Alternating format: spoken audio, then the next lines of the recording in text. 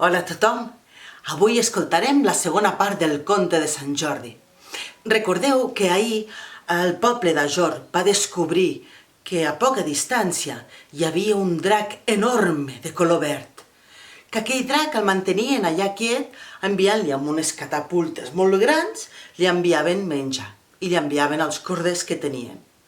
Però, esclar, un dia els corders es van haver acabat.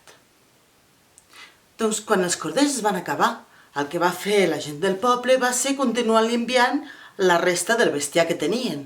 Van començar amb les gallines, enviant gallines a grapats, després les vaques, després els cavalls i després tota la resta del bestiar que tenia. Però mentrestant ningú pensava en cap altra solució. I així va ser com que un dia tot el bestiar es va acabar. Ja portaven 2 dies sense enviar-li res de menjar, quan de cop i volta es va sentir un bram tan fort i esgarrifós que la gent del poble es va haver de tapar les orelles. Ara sí que vindrà, ara vindrà aquí a menjar-nos, hem de fugir ràpid del poble, deia tothom. Ja hi havia gent que ja havia anat marxant feia temps, amb la por que aquell drac tard o d'hora arribés en allà. La gent havia de marxar a peu, no tenien ni cavalls ni mules perquè poguessin tirar de les carretes.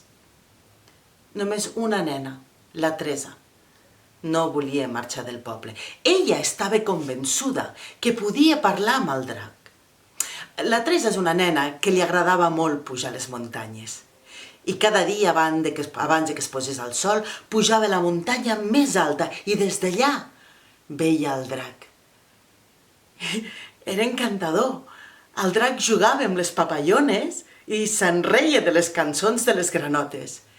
I quan ja geia la gespa tranquil·lament dormint, tots els animalons se li pujaven a sobre i baixaven per la seva cua llarga com si fos un tobogan. La Teresa deia: però segurament que només és un animal perdut, com nosaltres pensàvem. Però la gent del poble, evidentment, no li farien mai cas amb una cosa així. A més, tenia un alè tan pudent que era insuportable. El poble es va quedar buit. I el drac, després d'uns dies sense rebre cap tipus d'aliment, doncs es va aixecar. Com que era una bèstia tan gran, per cada una de les petjades que feia, pom, pom, trencava arbres i la terra tremolava, fins que va arribar al poble.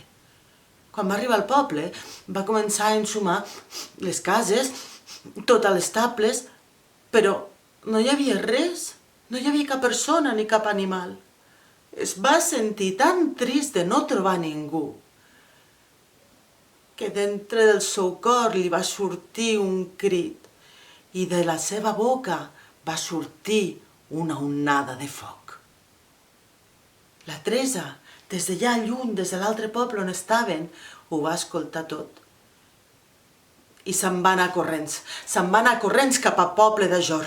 Volia veure el drac. Quan va estar allà, va veure que aquell animal era realment tan gran, i havia vist el que havia fet, que va posar en dubte que el que ella pensava fos de veritat. Estava congelada, no podia moure ni un sol muscle, quan de cop i volta va veure que el drac se n'anava amb una voreta i que dels seus ulls li queien unes llàgrimes. A la Teresa se li va passar tota la por i se'n va anar cap amb ell, cap al drac, i li va posar la mà al nas. I es van quedar un davant de l'altre. Demà és Sant Jordi i demà veurem el final d'aquesta història. I espero que el bocinet d'avui també us hagi agradat molt. Fins demà.